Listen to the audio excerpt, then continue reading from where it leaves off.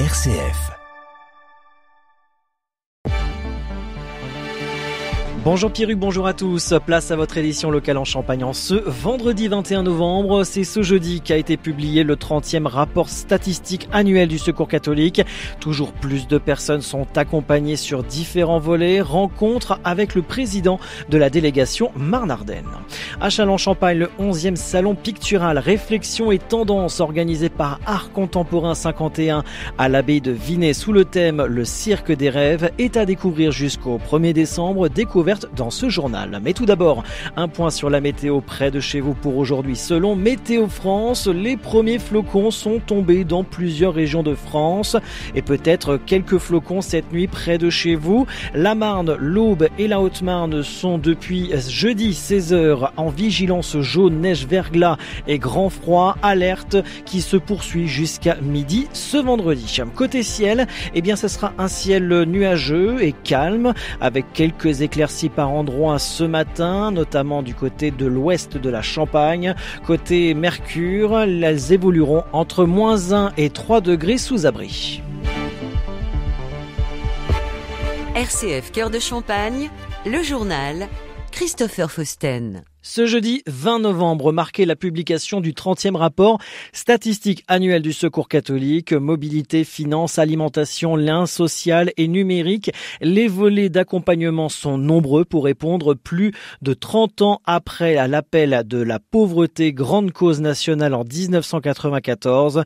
Comme de nombreuses associations, le Secours catholique intervient comme un palliatif face aux défaillances des pouvoirs publics. Jean-Louis Milot, président de la délégation Marne-Ardenne. Retenir que la pauvreté existe toujours, le cri qui avait été fait en 1994 en déclarant la pauvreté comme grande cause nationale, 30 ans après, la pauvreté a augmenté.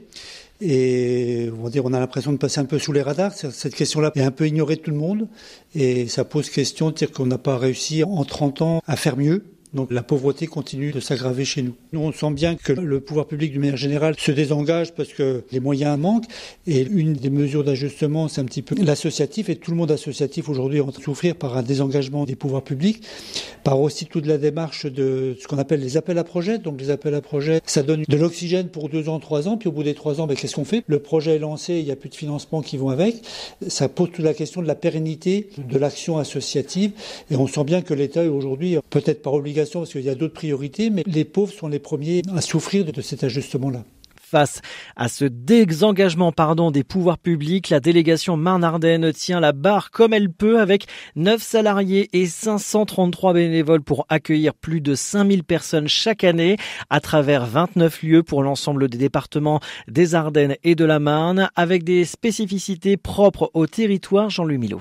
Alors une pauvreté qui s'installe avec des demandes un petit peu différentes à la fois parce que le public demande des choses différemment et la délégation a fait aussi des choix comme le national. Je prends l'exemple de l'alimentation, c'était une question qui était importante il y a 30 ans. Elle reste importante, mais nous, de notre côté, notre réponse est différente. On est plus dans l'apport d'une alimentation digne avec, par exemple, un projet d'épicerie itinérante sur la vallée de la Meuse.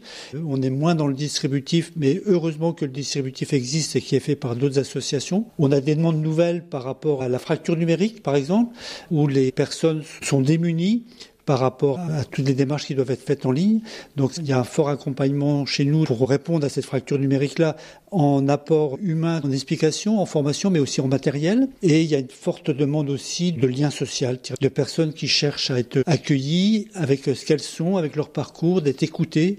Notre première demande, elle est là, elle est sur un accueil et une écoute. Des propos recueillis par Alexis Claudretz pour RCF. Le budget annuel du Secours catholique délégation Marne-Ardenne représente 1 million d'euros. 90% des rentrées d'argent se font grâce à plus de 4200 donateurs. Les 10% restants proviennent du fonds public. Par ailleurs, un appel aux bénévoles est lancé pour permettre à la structure de tenir la cadence des différents accueils et accompagnements proposés.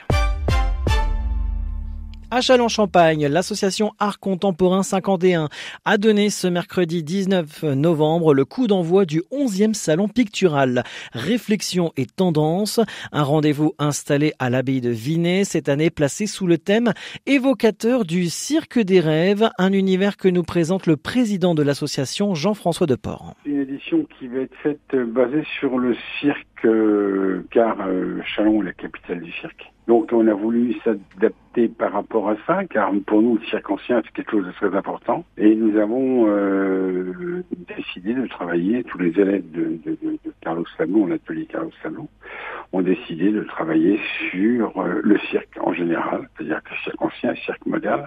Comme nous sommes une association qui est ouverte à l'art, cette année on s'est appuyé sur le club photo de Châlons, qui lui aussi a travaillé sur le cirque ancien et a fait des photos sur le cirque ancien. C'est un très beau rendu, il y a 25 ou 26 photos en noir et blanc qui sont absolument splendides. Et donc on aura, en plus de notre exposition peinture par nos artistes amateurs, on aura aussi des amateurs de pellicules et de photographie qui ont travaillé sur le cirque. Un rendez-vous artistique mais aussi solidaire. Là, on fait un catalogue dans lequel y compris toutes les photos des tableaux. Il y a 27 ou 28 photos d'artistes et il y a environ 45 tableaux disposés. Mais il y a 27 artistes qui ont travaillé.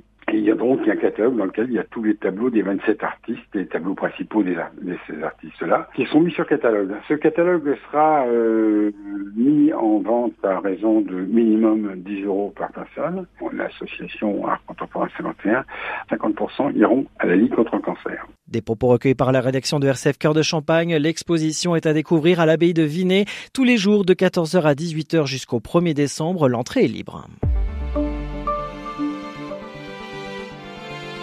À Saint-Dizier-en-Haute-Marne, le lancement commercial du futur Clos d'Alice débute ce 21 novembre. Un programme de 56 logements neufs, symbole de l'alliance foncière entre Saint-Dizier et Aubervilliers, qui relance la construction dans la ville après plus de 10 ans d'arrêt. Selon l'INSEE, la région Grand Est se classe 3e en France pour la vulnérabilité énergétique des ménages, le froid, des logements anciens et spacieux ainsi que des modes de chauffage coûteux pèsent particulièrement sur les personnes seules, jeunes ou âgées. Les habitants de la Meuse et des Ardennes sont les plus exposés tandis que ceux du Bas-Rhin, du Haut-Rhin et de la Marne sont davantage épargnés. On retourne à Châlons-en-Champagne. Les ESAT de la Marne signent une nouvelle convention avec France Travail, Cap Emploi et les missions locales. L'objectif, favoriser l'insertion professionnelle des personnes en situation de handicap en milieu ordinaire et accompagner les employeurs. Sensibilisation, rencontres, annuaires communs et accès simplifié aux offres d'emploi sont au programme de ce partenariat. L'écrivain et producteur de RCF Cœur de Champagne, Pierre Guy, signe son 7e ouvrage, un roman noir intitulé Louise, une passion. Après s'être intéressé à l'histoire locale, du chemin de fer à la Grande Guerre, du cinéma à la communication dans le Champagne, l'auteur explore cette fois les zones d'ombre de l'âme humaine, maladie, trahison et vengeance soigneusement orchestrées.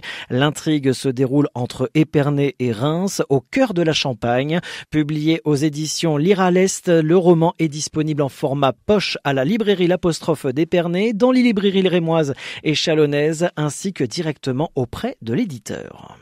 Hier matin a été lancée la 28e édition du festival Photo de Montier-Anders. Partenaire de l'événement, RCF Cœur de Champagne vous propose plusieurs rendez-vous dédiés sur son antenne. Ça a commencé hier midi, ça va se poursuivre ce soir vers 18h30 dans le magazine régional du 18-19 en Champagne-Ardenne et demain de 10h à 11h dans Focus Mag, votre magazine du week-end près de chez vous. Fin de ce journal. L'actualité en continu sur les réseaux sociaux de RCF Cœur de Champagne et notre site rcf.fr. Très bonne matinée à tous.